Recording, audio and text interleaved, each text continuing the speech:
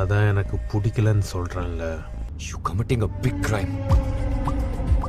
ஏய் பேக்க திரும்பி வச்சிட்டு மரியாதையா ஓடிடு. யார்கிட்ட பணம் இருக்கோ அவங்கள கடத்த கூடாது.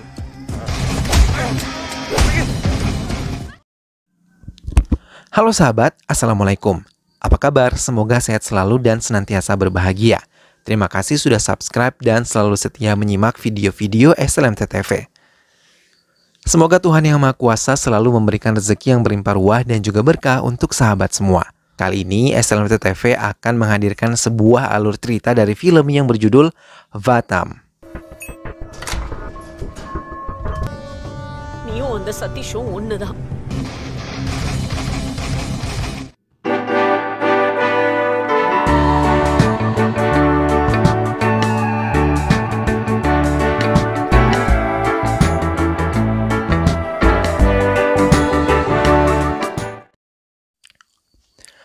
Empat orang sekawan yang baru saja diberhentikan dari tempat kerjanya berkumpul di tempat salah satu teman mereka yang tengah ditinggal istrinya menengok orang tuanya.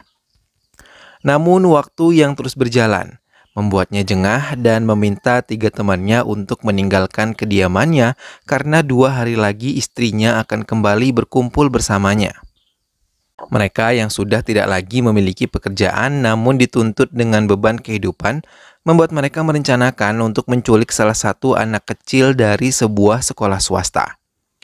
Mereka sudah mengincar seorang anak laki-laki yang bernama Adit. Ia adalah anak berkebutuhan khusus yang tidak bisa berbicara dan mendengar, tapi berasal dari keluarga kaya raya. Ibunya yang bernama Sakuntala Devi adalah pemilik industri terkenal di Kombator. Sementara ayahnya yang bernama Mahesh Subramaniam adalah CEO dari perusahaan tempat dulu mereka bekerja.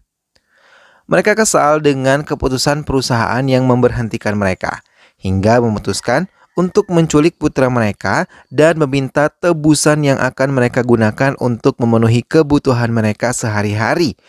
Mereka pun memulai rencana mereka, mulai dari mengintai Adit dan mengikutinya hingga saat Adit lengah dan membeli sebuah permen, mereka langsung membius Adit dan langsung membawa menggunakan mobil yang sudah mereka kendarai. Di dalam rumah, mereka mulai merencanakan meminta tebusan kepada Mahesh sebagai penukar untuk putranya Adit. Namun mereka masih bingung berapa jumlah uang yang harus mereka minta. Karena mereka bukanlah penculik profesional, mereka sering terlibat perselisihan dari mereka tentang jumlah yang mereka inginkan. Mulai dari tebusan yang kecil hingga tebusan yang besar karena kebutuhan keempat dari penculik tersebut berbeda-beda. Sementara di tempat lain, Gautam adalah seorang kepala dari proyek yang sangat besar. Ia memimpin sebuah rapat penting dengan para bawahannya yang membahas tentang kompensasi untuk karyawannya yang telah meninggal dunia. Beberapa dari bawahannya meminta dana yang sedikit, namun Gautam tidak ingin memberikan lebih dari yang mereka usulkan, karena ia ingin keluarga yang ditinggal bisa meneruskan hidup mereka. Di tengah rapat, Gautam mendapatkan telepon dari istrinya, dan mengingatkan Gautam tentang hari ini adalah hari ulang tahun pernikahan mereka, dan meminta Gautam untuk kembali ke kediaman mereka lebih cepat dari biasanya. Karena Paru, nama istri Gautam, telah menyiapkan hadiah istimewa untuk suaminya. Ia yang tengah mengandung buah cinta mereka merasa bahagia dan selalu berharap persalinannya nanti akan berjalan dengan baik. Keempat penculik tersebut mulai menghubungi orang tua dari Adit dan langsung meminta sejumlah tebusan kepada ayah Adit yang kebetulan menerima telepon mereka.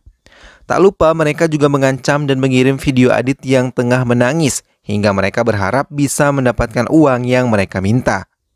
Sementara Sakuntala Devi yang mengetahui putranya belum juga kembali meminta polisi untuk datang ke kediamannya dan mengatakan kalau ia curiga putrinya diculik namun ia belum dihubungi dengan penculiknya sampai sekarang.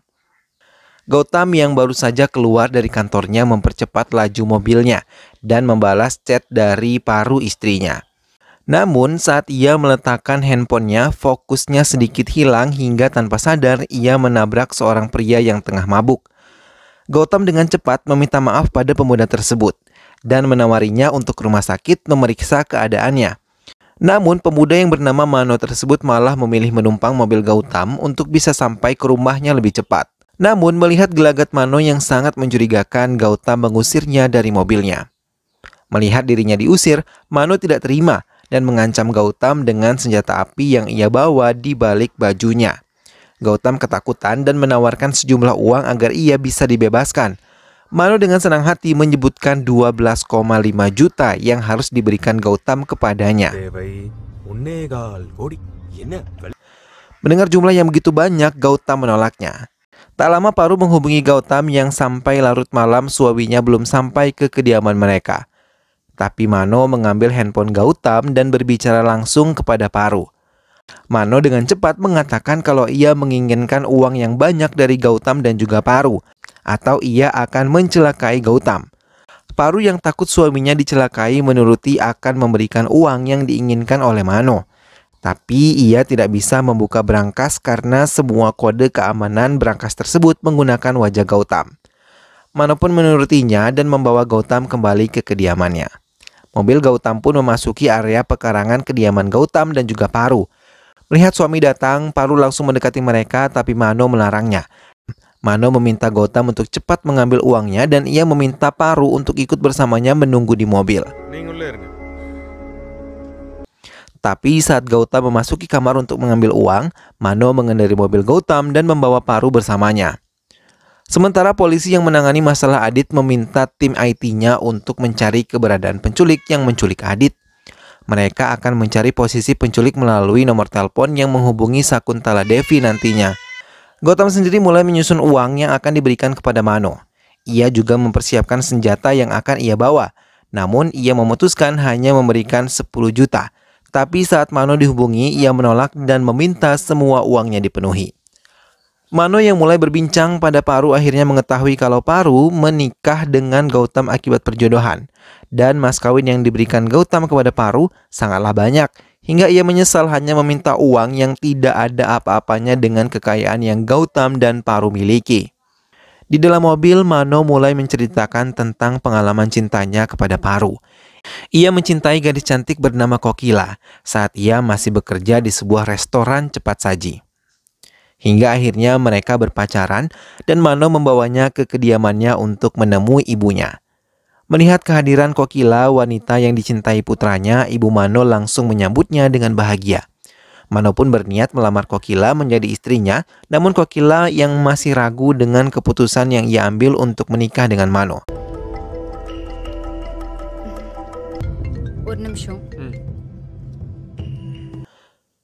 Keesokan harinya, ia melihat Kokila bersama pria lain dan mengatakan kalau pria itu adalah calon suaminya yang siap untuk menikahinya.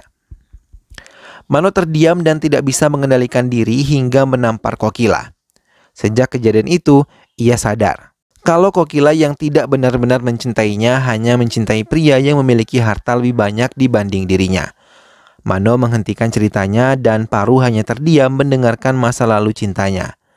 Sejak saat itu, Mano membuat pemikiran kalau wanita hanya menyukai harta untuk memenuhi semua kebutuhannya. Paru terdiam dan memberikan pendapatnya ketika Mano bertanya tentang alasan Paru putus dengan kekasihnya sebelum memilih menikah dengan Gautam. Paru mengatakan ia memilih Gautam untuk keamanan dan kenyamanan dirinya, karena kedua hal itu yang terpenting bagi dirinya. Sebelum ia menikah dengan Gautam, ia adalah wanita karir yang sukses, namun Satis, pria yang ia cintai, tidak mau memperjuangkan cinta mereka di keluarga Paru.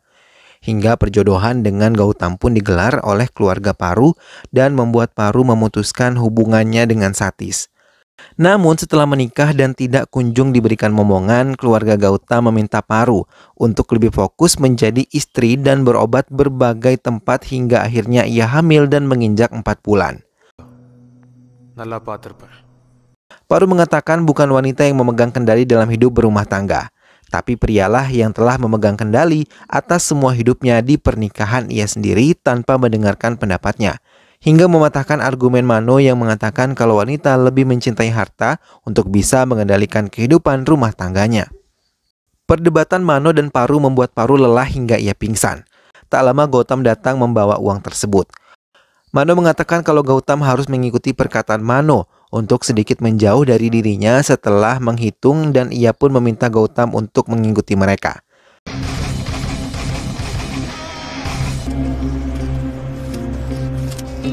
Gautam mengikuti mereka menggunakan sepeda motor hingga ia seperti manusia bodoh saat motor yang ia kendarai mogok. Gautam meninggalkan motor dan melanjutkan perjalanannya dengan berjalan kaki. Di sepanjang perjalanan, Gautam yang membawa tas berisi uang tersebut merasa terpukul ketika menyaksikan banyak warga yang tinggal di pinggir jalan. Paru yang sadar dari pingsannya melihat tingkah laku Gautam dari dalam mobil yang membuang tas berisi uang karena kesal dengan semuanya. Tiba-tiba mobil yang membawa Adit datang dan langsung memasukkan Gautam ke mobil tersebut bersama tas berisi uang. Mano dan Paru terkejut dan langsung mengejar mereka. Gautam dibawa oleh penculik Adit yang menggunakan topeng. Dari dalam mobil, Mano menghubungi salah satu penculik itu dan mengatakan kalau mereka telah menculik temannya. Salah satu penculik tersebut menelpon teman-temannya dan meminta mereka melepaskan Adit juga Gautam. Mereka pun akhirnya menurutinya.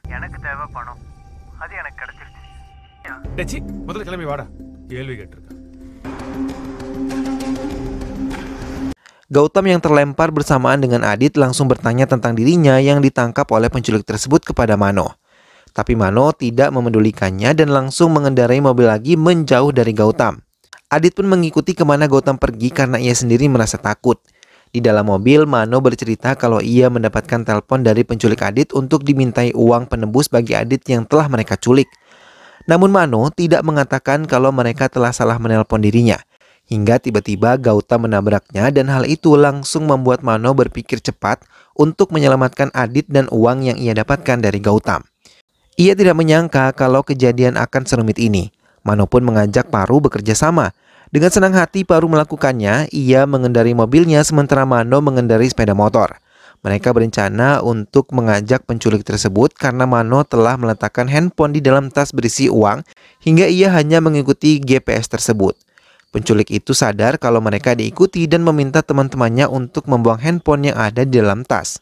Paru mengendarai mobilnya dengan kencang dan begitu pun Mano. Hingga akhirnya mereka berhasil menemui mobil para penculik tersebut dan Mano langsung mengambil tas berisi uang itu. Melihat uangnya diambil, keempat penculik tersebut berusaha mengambil kembali tapi Mano dengan tangkas menangkis semua serangan mereka. Tiba-tiba salah satu penculik tersebut menangis dan memohon kepada Mano untuk menyerahkan uang tersebut kepada mereka. Keempat penculik mengatakan kalau mereka telah dihentikan dari tempat mereka bekerja dan membutuhkan banyak biaya untuk kehidupan mereka sehingga memutuskan untuk menculik putra dari atasan mereka. Mano dan Paru terdiam dan mengambil keputusan. Gautam yang telah sampai di kediamannya langsung memeluk istrinya yang datang dalam keadaan selamat. Disusul Mano yang membawa tas berisi uang. Mano kemudian membawa keempat penculik tersebut dan mengatakan pada Gautam agar memberikan mereka pekerjaan seperti yang Gautam lakukan kepadanya. Gautam menyetujui keinginan Mano dan menerima mereka bekerja di pabriknya, serta mengembalikan Adit kepada kedua orang tuanya yang telah menunggu kedatangannya di rumah. Mano pun menguatkan diri untuk bisa datang ke acara pernikahan Kokila setelah mengucapkan selamat pada Kokila. Mano lalu meninggalkan tempat tersebut menggunakan sepeda motor dan film pun selesai. Nah sahabat, itulah tadi alur cerita dari film yang berjudul Fatam. Dalam hidup memang kita harus senantiasa tolong menolong ya sahabat, karena Tuhan pun memerintahkan kepada kita untuk selalu berlomba-lomba dalam kebaikan. Film ini memperlihatkan bagaimana saling bantu dalam kehidupan sehari-hari dapat membuat hidup menjadi lebih damai dan juga berarti. Semoga kita semua diberikan kemampuan untuk menolong dan membantu sesama ya sahabat, karena saling tolong menolong itu adalah hal yang sangat indah. Mudah-mudahan sahabat semua terhibur setelah menyimak alur cerita film ini. Sampai berjumpa lagi di alur cerita film-film selanjutnya. Terima kasih sudah menyimak video ini sampai akhir dan ingat untuk selalu dukung SLMT TV dengan cara klik like, komen, share, dan juga subscribe. Sampai ketemu lagi, sehat selalu dan wassalamualaikum.